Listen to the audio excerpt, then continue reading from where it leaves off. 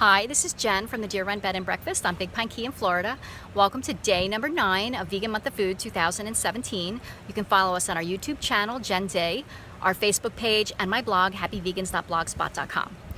Before I go any further, number 1 is if you hear any noise in the background, it's construction, and just deal with it.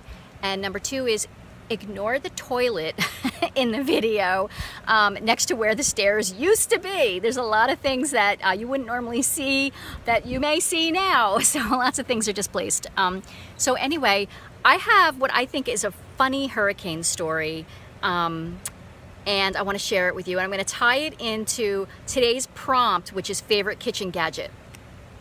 Now, if someone had asked me not too long ago what your favorite kitchen gadget is, I probably would have gone on and on and on about how I love my Vitamix. I've had it for more years than I've lived here. I use it for 2 to 3 times a day, excuse me, and I just love it. However, nothing is normal here right now. I don't have a freezer, haven't even thought about the Vitamix in pretty much over a month. So for now, we have shifted priorities, and that's where we're going with this whole thing.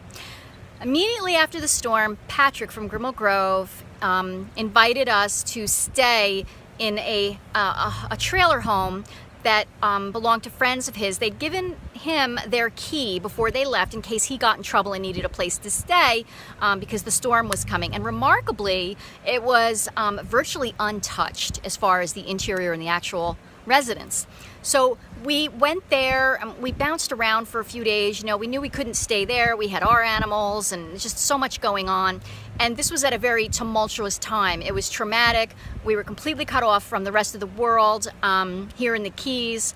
There was no internet, no media, no radio, basically no radio. We had the Lower Keys radio station broadcasting for us locally. We didn't know what was going on anywhere else. We had no water, no electric, no sanitation, no cell phone service, no landlines, no nothing. We were completely cut off, and it was a really bizarre and scary feeling. So we're bouncing around from place to place because we can't get in our place, and this was just the first few days.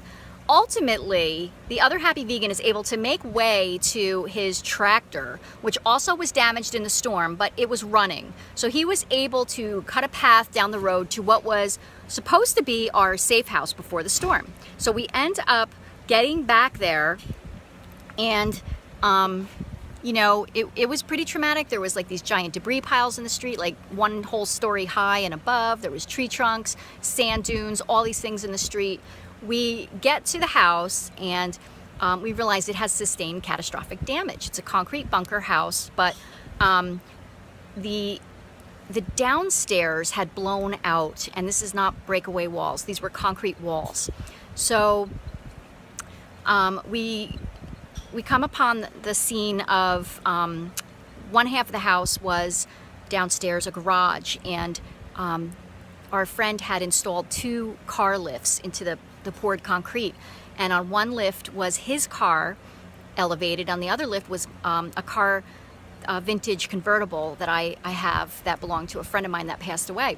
So they were both elevated, and either the storm surge or a combination of those big giant coral rocks that some people out here use for their illegal walls acted as battering rams for the concrete walls and pushed them out and pulled out these cars and car lifts. And his car ended up on the edge of the Coupon Bight, all shredded and smashed, and we found my car half buried in the sand, all shredded, smashed, and twisted.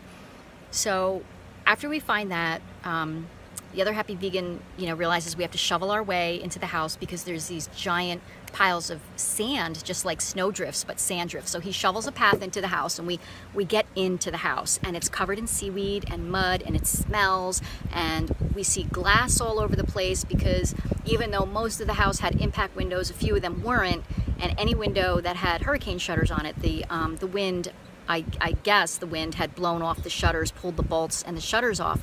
So it twisted all the shutters. The wind and the water went in the house, and there's glass smashed in everywhere. This big giant concrete and terrazzo tile deck that he had outside out back is smashed. It was 16 foot high. It just totally collapsed. There's cracks in the foundation. There's cracks everywhere. And we're in this house. So we look around and just kind of figure out what we're going to do. And then we are very exhausted, almost just like try to get some sleep. And it's hotter inside than outside. We're not really sure how we're gonna get through all this. Again, you don't even really know, do people know what's going on down here yet? So through the night, I hear some sounds, like little clattering, chattering. I don't even know how to describe it. But I didn't think too much of it. It was very, very dark. Obviously, all of Big Pine is dark. There's no lights, there's no people, there's no nothing. We had a tiny little flashlight. In the morning, when we sort of start surveying really what happened, and we really do see the extent of this broken glass, shattered tile, broken objects, there is just, you know, seawater in the house. And in fact, one of the bathtubs we discovered after a few days, upstairs, mind you, this is not bottom level floor, was full of ocean water. It had like ocean debris in it, seaweed, and a couple things swimming in it. We discovered that later on too. We are looking around thinking, okay, we get kind of settled in, and I walk into the kitchen at one point, and he has a floor-to-ceiling wall of natural coral, dead coral down here that the original owner, like little coral rocks about the size of a fist, the original owner had built by hand, and it's very beautiful, it's very rustic. Well, the wall is full of land crabs. After storms down here, which is something I'd forgotten because it's been a while since we've had a really bad storm, and we've never had a Category 4 named Irma before, all of the land crabs get washed out of their hidey holes. And it's very fascinating to see because the land crabs are very colorful. They're vibrant reds and oranges and yellows and royal blues, purples, and some of them are very large. Some of them are bigger than my head, and I'm not kidding about that. Now, they're not friendly. They want you to leave them alone. They're aggressive if you go at them to try to move them or anything, and they flip you off with that giant arm. So you know what I'm talking about. So I go into this kitchen and I see all these crabs on the wall. And mind you, this is in the house, and I'm already at my breaking point. You know, I'm thinking, oh my God. So I see all these crabs and I just didn't know what to do. I got really upset and I went to turn to walk away, and to my right, on the wall, there was a 3 to 3.5 foot long iguana in the house. Again, I love animals, but it's one thing seeing them in their natural habitat. It's another thing seeing them, you know, in this bombed out house.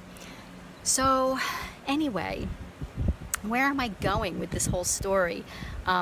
Before I tell you the end of it, the crab situation lasted between 7 and 10 days, roughly. I guess until they were able to get a little drainage of the water table out here. You know, they couldn't get back into their homes. They were displaced. There was iguanas everywhere too. So one thing I did not get used to was having these animals in the house night and day. Really didn't get used to. So all that being said, I am going to tell you that my new favorite kitchen gadget, long-handled tongs. If you ever find yourself in a bombed out house post-hurricane that you are lucky to even have, trust me on this, bring long-handled tongs. You're gonna want 'em.